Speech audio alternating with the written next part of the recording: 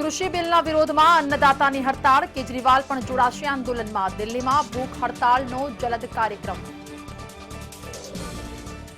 રાજ્યના ઇન્ટર્ન ડોક્ટરો કરશે હડતાળ, સ્ટાઇપેન્ડ ઓછું હોવાનો તબીબોનો આક્ષેપ. તમામ સેવાથી અળગા રહી કરશે વિરોધ. મહેસાણામાં દૂધસાગર ડેરી પૂર્વ ચેરમેન વિપુલ ચૌધરીના સમર્થનમાં રેલીનું આયોજન. સવારે 10 વાગ્યે દૂધ ઉત્પાદકોની રેલી. મોટી સંખ્યામાં પશુપાલકો જોડાશે. આજથી 6 મનપાની વર્તમાન ટર્મની મુદ્દત પૂર્ણ. વહીવટી કામગીરી સંભાળશે મનપા કમિશનર. વહીવટદાર નીતિ વિષયક નિર્ણયો નહીં લઈ શકે. ગુજરાતમાં કોરોનાના નવા 1175 કેસ. કુલ કેસનો આંક 2,27,000 પાર. 24 કલાકમાં 11 લોકોના મોત. દેશમાં કોરોના કેસ ઘટાડાનો ટ્રેન્ડ યથાવત. નવા 27,000 કેસ સામે 30,000 દર્દી રિકવર. વિશ્વમાં 24 કલાકમાં નવા 5,39,000 કેસ.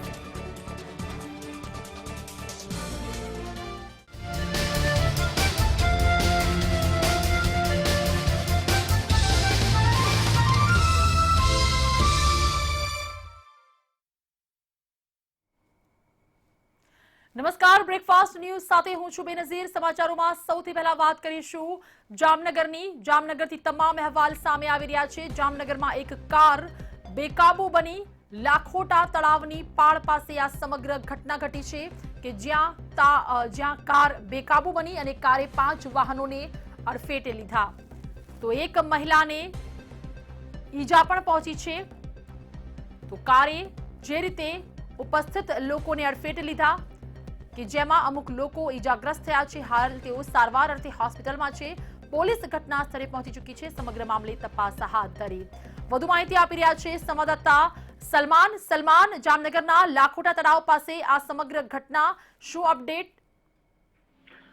બેનઝીર, ગઈકાલે રાત્રે જે લાખોટા તળાવ છે ત્યાંથી પસાર થતા 5 વાહનો છે તે એકબીજા સાથે અથડાઈ જતા અફરાતફરી મચી ગઈ હતી. 4 કાર અને એક જે સ્કૂટર છે તેના વચ્ચે ટક્કરમાં એક જે એક્ટિવા ચાલક છે તેમાં જે એક મહિલા સવાર હતી તેમને સામાન્ય ઈજાઓ પહોંચી હતી અને આ બનાવને પગલે જે મહિલા છે તેમને હોસ્પિટલમાં સારવાર અર્થે ખસેડવામાં આવી હતી. જ્યારે 4 કારમાં જે આગળ પાછળ જે અથડાવાના કારણે ખૂબ જ મોટી નુકસાની પહોંચી હતી, પરંતુ કોઈ મોટી દુર્ઘટના ઘટી ન હતી. આ બનાવને પગલે લોકોના ટોળા પર ત્યાં એકત્રિત થઈ ગયા હતા અને પોલીસ પણ તાત્કાલિક ઘટના સ્થળે આવી પહોંચી હતી. ખાસ કરીને પોલીસની પ્રાથમિક તપાસમાં એક DJ10 નંબર 3152 નંબરની જે કાર છે, આ કાર છે તે ત્યાંના સ્થાનિકોના જણાવ્યા અનુસાર પૂરપાટ ઝડપે આવી હતી અને એકાએક એકબીજા જે કાર છે તેની સાથે અથડાઈ ગઈ હતી. ખાસ કરીને જો વાત કરીએ તો રવિવારની રાત્રિના, એટલે કે ક્યાંક ને ક્યાંક જે મોટાભાગના જે પરિવાર છે પોતાની સાથે જે લાખોટા તળાવ છે ત્યાં ફરવા માટે આવતા હોય છે અને ગઈકાલે પણ કેટલાક જે પરિવારો છે તે ત્યાં મોટી સંખ્યામાં આવ્યા હોય અને જે લોકોના ટોળા છે તે અકસ્માતને લીધે ત્યાં એકત્રિત પણ થઈ ગયા હતા. જો વાત કરવામાં આવે તો પોલીસે ત્યાં પહોંચી અને સમગ્ર વિગતો છે તે મેળવી અને જે કાર ચાલક છે તેમની પણ અટકાયત કરવામાં આવી છે. જો બીજી બાજુ વાત કરવામાં આવે તો જે કેટલાક વાહનો છે આ વાહનોને માત્ર ટક્કરો પહોંચી હતી, પરંતુ અન્ય કોઈ જાનહાની છે તે ન થઈ હતી. જી બનશે. સલમાન, ખૂબ ખૂબ આભાર તમામ માહિતી આપી તે બદલ. તો કોઈ પણ પ્રકારની જાનહાનિના સમાચાર નથી આ સમગ્ર ઘટનામાં.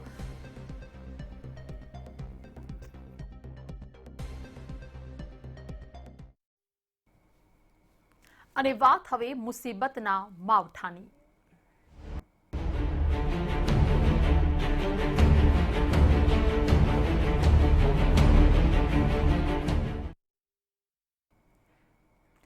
માવઠાએ છેલ્લા 3 થી 4 દિવસ ગુજરાતના ખેડૂતોને તો રડાવ્યા, પરંતુ હવે વારો છે મહારાષ્ટ્રનો. કારણ કે મહારાષ્ટ્રમાં પણ ગાજવીજ સાથે વરસાદની આગાહી હવામાન વિભાગ દ્વારા કરવામાં આવી છે. આજે મહારાષ્ટ્રમાં અનેક સ્થળે વરસાદની આગાહી કરવામાં આવી છે, જેમાં મહારાષ્ટ્રના ઘણા બધા વિસ્તારો, મુંબઈ, પુણે, થાણે, નવી મુંબઈમાં વરસાદની આગાહી. તો નાસિક, સિલવાસા, પાલઘરમાં પણ ભારે વરસાદની આગાહી હવામાન દ્વારા કરવામાં આવી છે. ગેડ, જુન્નર, ગોરેગાંવમાં ગાજવીજ સાથે વરસાદની આગાહી હવામાન વિભાગ દ્વારા વ્યક્ત કરવામાં આવી છે. તો જે અસર વેસ્ટર્ન ડિસ્ટર્બન્સની અત્યાર સુધી ગુજરાત પર જોવા મળી હતી, જેના કારણસર દક્ષિણ ગુજરાત અને સૌરાષ્ટ્રમાં વરસાદ વરસ્યો, વાતાવરણમાં પલટો જોવા મળ્યો અને હવે આ જ પ્રકારની આગાહી મહારાષ્ટ્રના ઘણા બધા વિસ્તારોમાં.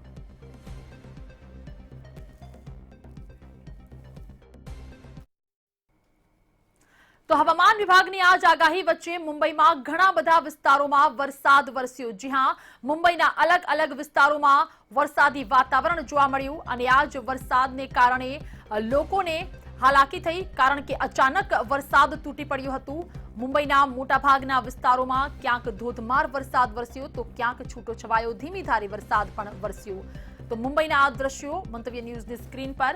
મુંબઈના વિવિધ વિસ્તારોમાં વરસાદ, માવઠાની આગાહી, વરસાદની આગાહી.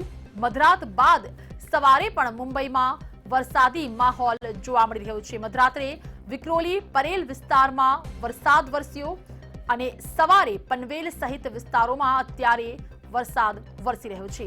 તો રાત્રિ દરમિયાનના આ દ્રશ્યો છે કે જ્યાં મુંબઈમાં અલગ અલગ વિસ્તારમાં મધરાત્રે વરસાદ વરસ્યો, જ્યારે આ જ વરસાદી વાતાવરણ અત્યારે સવારે પણ જોવા મળી રહ્યું છે.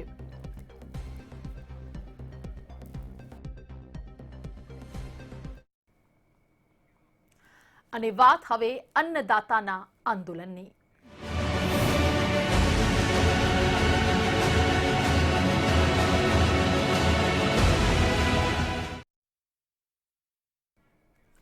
કૃષિ કાયદાના વિરોધમાં આંદોલન તેજ બની રહ્યું છે. જી હા, દિલ્હીમાં ખેડૂતોનું જે આંદોલન છે તે દિવસે ને દિવસે ઉગ્ર બની રહ્યું છે. ખેડૂતો આક્રોશમાં છે.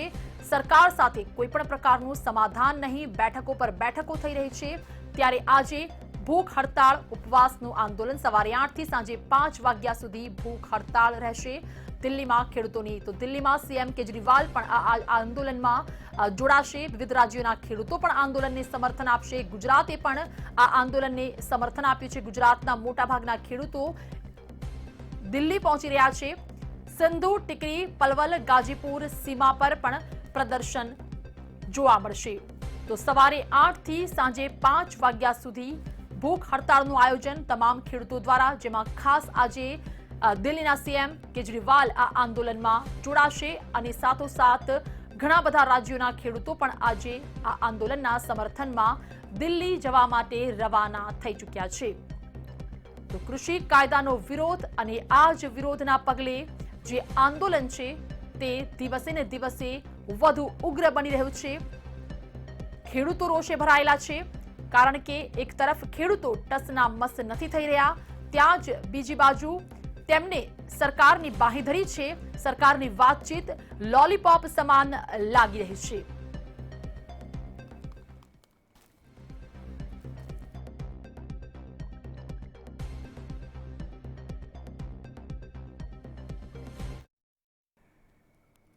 તો ખેડૂતોના સમર્થનમાં આજે ઉપવાસ કરવાનું દિલ્હીના મુખ્યમંત્રી કેજરીવાલે ગઈકાલે એલાન કર્યું, જેમાં દિલ્હી સરહદે કૃષિ બિલોના વિરોધમાં આંદોલન કરી રહેલા ખેડૂતોના સમર્થનમાં તેઓ ઉપવાસ કરી પોતાનો ટેકો આપશે.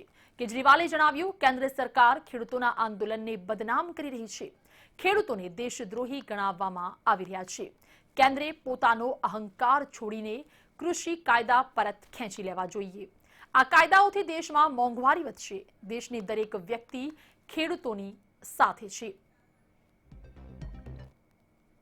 किसानों के समर्थन में सब लोग एक दिन का उपवास रखें. मैं भी उनके साथ कल एक दिन का उपवास रखूंगा. मैं सभी आम आदमी पार्टी के कार्यकर्ताओं से, समर्थकों से अपील करता हूं कि वो भी किसानों की इस मांगों के समर्थन में एक दिन का उपवास रखें. આજે ખેડૂત આંદોલનનો 19મો દિવસ છે. ખેડૂતો સતત વિરોધ પ્રદર્શન કરી રહ્યા છે. ત્યારે છેલ્લા 18 દિવસથી ધરણા પર બેઠેલા ખેડૂતોના સ્વાસ્થ્યની સંભાળ તે એક મોટો પડકાર છે. સિંધુ ટેકરી બોર્ડર પર અત્યાર સુધીમાં 6 લોકોના મોત થઈ ચૂક્યા છે અને ડોક્ટરની સલાહ વગર ખેડૂતો એન્ટીબાયોટિક અને પેઇન કિલર પણ લઈ રહ્યા છે. ત્યારે કુંડલી અને ટીકરી બોર્ડર પર હરિયાણાના સ્વાસ્થ્ય વિભાગની લગભગ 20 ટીમ તૈનાત કરવામાં આવી છે. આ સિવાય અહીં પંજાબ, હરિયાણાથી આવેલા ડોક્ટર્સ, હોમિયોપેથિક ડોક્ટર્સ, ફાર્માસિસ્ટ અને સેવામાં દવાઓ આપનારાઓની પણ 30 થી વધુ ટીમ જોડાયેલ છે. તો ખેડૂતોની તબિયત જે રીતે લથડી રહી છે, કારણ કે ઠંડીમાં વધારો દિલ્હીમાં સતત વધી રહ્યો છે, ઠંડીનો ચમકારો અહીં જોવા મળી રહ્યો છે અને દિવસે ને દિવસે વધુ ઠંડી વધતા ખેડૂતોની તબિયત લથડી રહી છે અને આ જ ખેડૂતોની સેવા કરવા માટે અહીં ઉપલબ્ધ છે મોટા પ્રમાણમાં ડોક્ટર્સની ટીમ, જેમાં અલગ અલગ તમામ ડોક્ટર્સ અહીં ઉપલબ્ધ છે. એલોપેથિક ડોક્ટર્સ હોય કે પછી હોમિયોપેથિક ડોક્ટર્સ, આયુર્વેદિક ડોક્ટર્સ, તમામે તમામ અહીં હાજર.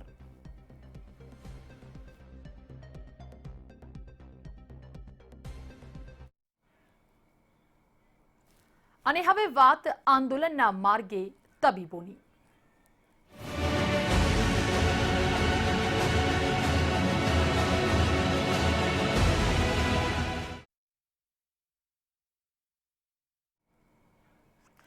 તો ગુજરાતમાં આજે ઇન્ટર્ન ડોક્ટર્સ હડતાળ પર ઉતરવાના છે. રાજ્યના ઇન્ટર્ન ડોક્ટર્સની આજે હડતાળ, કારણ કે આ તમામ ડોક્ટર્સની જે માંગ છે, સ્ટાઇપેન્ડની માંગ છે, આ માંગ સાથે તમામ ઇન્ટર્ન ડોક્ટર્સ આજે હડતાળ પર ઉતરશે.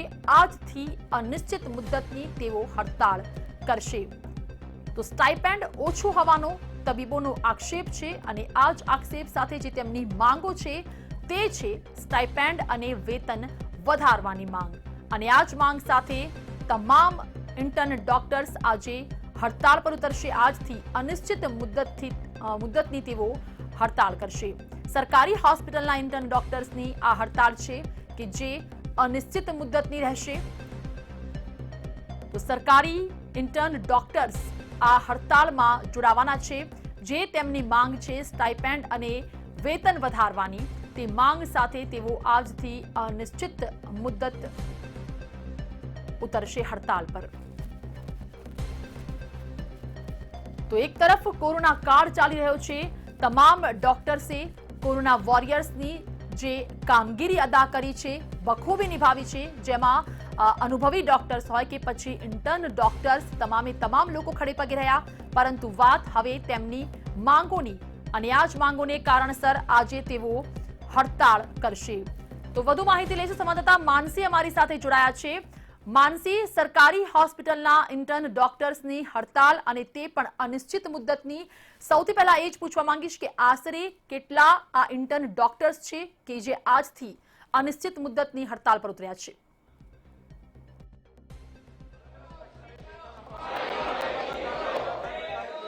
બેનજીત, વાત કરવામાં આવે તો સમગ્ર ગુજરાતના અને અમદાવાદની વાત કરવામાં આવે તો અમદાવાદમાં ખાસ કરીને સોલા સિવિલ અને અસારવા સિવિલના જે ઇન્ટર્ન ડોક્ટરો છે, જે એમબીબીએસ ડોક્ટરો છે, તે ખાસ કરીને પોતાની માંગ સાથે હડતાલ ઉપર ઉતર્યા છે. એક બાજુ કોરોના મહામારી છે ત્યારે કેટલાક અહીંયા ડોક્ટરો પોતાની માંગ સાથે હડતાલ પર ઉતર્યા છે. તો અહીંયા કેટલાક દ્રશ્યોમાં પણ જોઈ શકાય છે કે બેનરો સાથે અહીંયા જે દ્રશ્યો છે તેમાં કેટલાક ડોક્ટરો માસ્ક પહેરીને સોશિયલ ડિસ્ટન્સનું પાલન કરીને વિરોધ નોંધાવી રહ્યા છે. તેમની પોતાની અનેક માંગ છે અને ખાસ કરીને સૌથી ઓછું ટાઇપેન્ડ તેમને આપવામાં આવે છે, જેના કારણે ખાસ કરીને આ ડોક્ટરો હડતાલ ઉપર ઉતર્યા છે. તો અહીંયા કેટલાક ડોક્ટર આપણી સમક્ષ હાજર છે, આપણે તેમની સાથે વાત કરીશું બેનજીત કે તેઓ શું કહી રહ્યા છે. આપનું નામ? મારું નામ રાજ ભડાણિયા છે. હું ઇન્ટર્ન તબીબ છું બીજા મેડિકલ કોલેજમાં. શું માંગ છે આપણી? અમારી માંગ એવી છે કે અમે લોકો એપ્રિલ મહિનાથી કોવિડ અને નોન કોવિડ સતત ડ્યુટીમાં કામગીરી બજાવવા ચાલુ રાખી છે.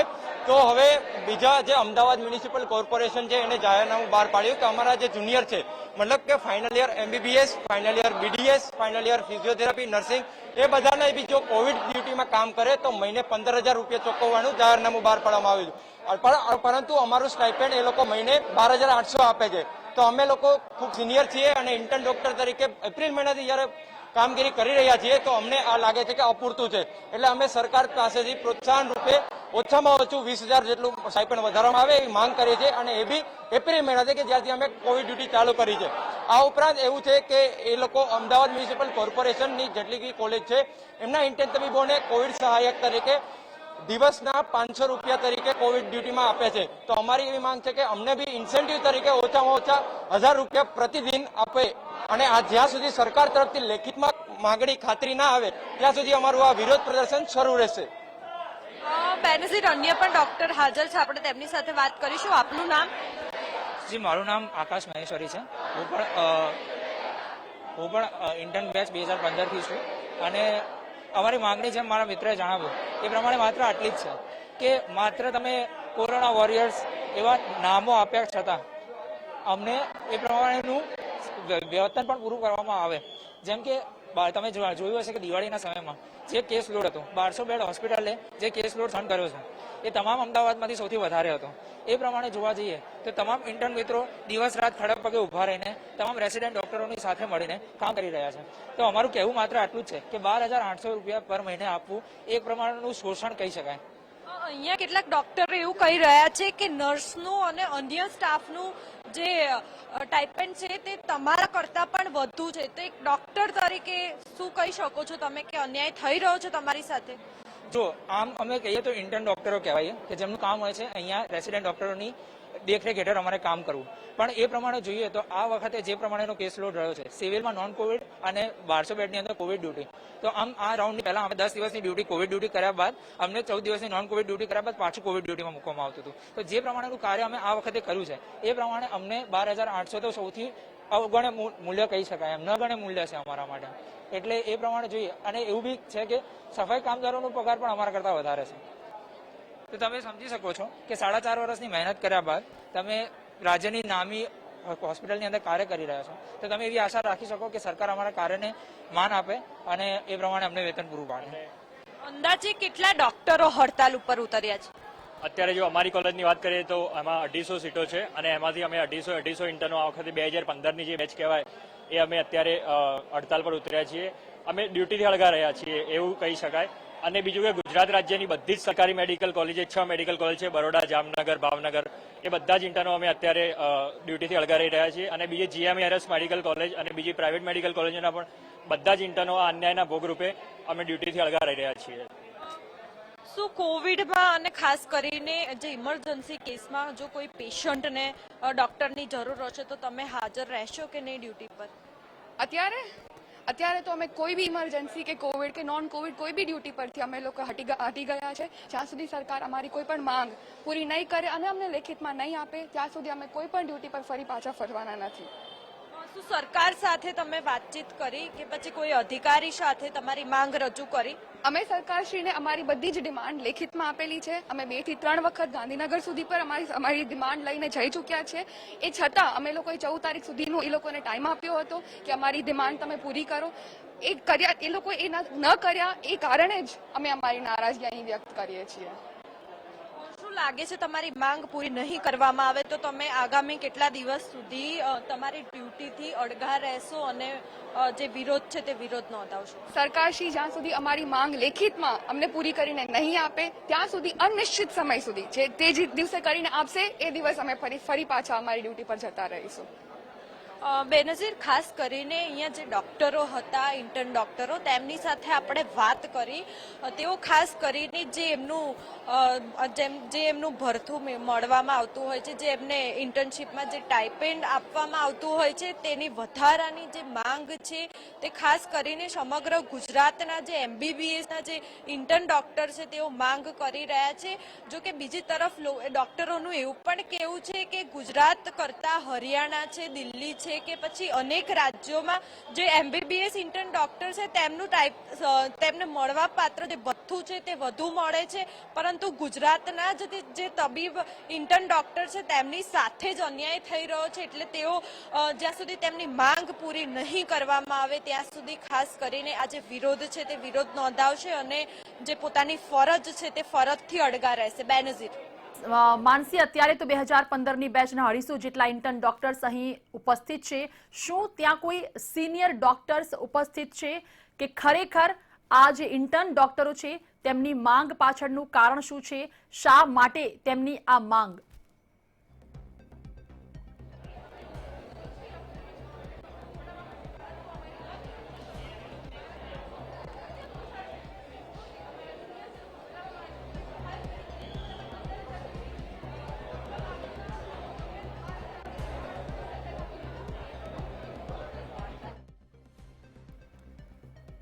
માનસી 250 જેટલા ઇન્ટર્ન ડોક્ટર્સ ઉપસ્થિત છે. પોતાની માંગને લઈને તેઓ અડગ છે. 12,800 થી વધારીને 20,000 તેઓ કરવા માંગી રહ્યા છે.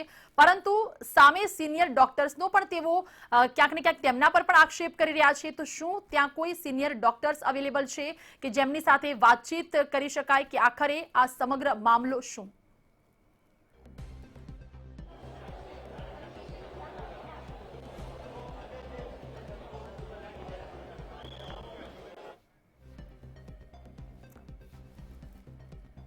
તો સોલા સિવિલ અને અસારવા સિવિલ આ બંનેના ઇન્ટર્ન ડોક્ટર્સ આજથી અનિશ્ચિત મુદ્દત પર હડતાલ પર ઉતર્યા છે. કારણ કે સ્ટાઇપેન્ડ વધારવાની તેમની માંગ છે. જ્યારથી તેમને કોવિડ-19માં ડ્યુટી સોંપવામાં આવી એપ્રિલ મહિનાથી, ત્યારથી તેઓ ખડેપગે આ ડ્યુટીમાં પોતાની ફરજ બજાવી રહ્યા છે. પરંતુ જે રીતે સરકારે નવું જાહેરનામું પાડ્યું બહાર અને તે પણ લાસ્ટ ટર્મના જે ડોક્ટર્સ છે, MBBS કરનારા તમામ વિદ્યાર્થીઓ છે, તેમના માટે જે 15,000નો સ્ટાઇપેન્ડ નક્કી કરવામાં આવ્યો તેનો ખાસ તેઓ વિરોધ કરી રહ્યા છે.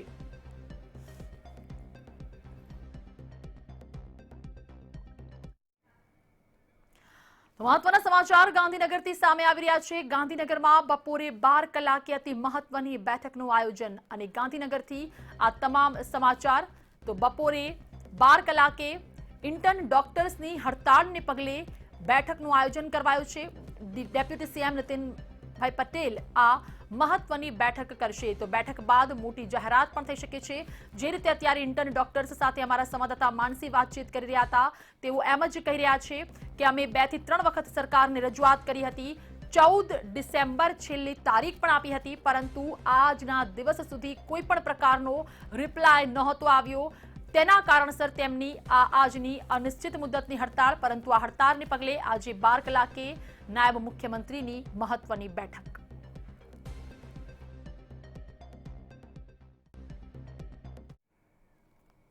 અને વાત હવે વિપુલ કૌભાંડની.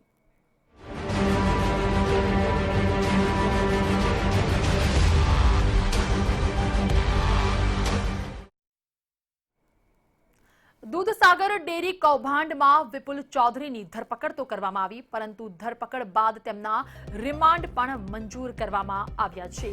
તો વિપુલ ચૌધરીના 4 દિવસના રિમાન્ડ મંજૂર કરાયા છે.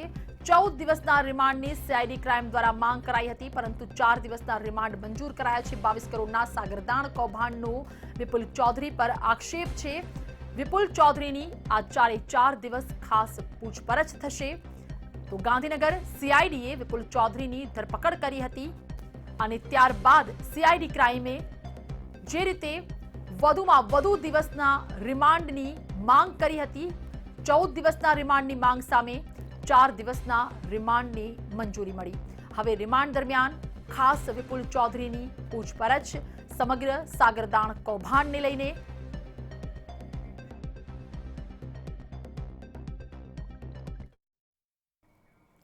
દૂધસાગર ડેરીના કથિત કરોડોના કૌભાંડ મુદ્દે પૂર્વ ચેરમેન વિપુલ ચૌધરી પકડાયા. આક્ષેપ છે કે તેમણે કેટલાક કર્મચારી સાથે મળી ડેરીના નાણાંની હેરાફેરી કરી. પણ વિપુલ ચૌધરીએ કહ્યું કે આ કોઈ નાણાકીય કૌભાંડ જ નથી.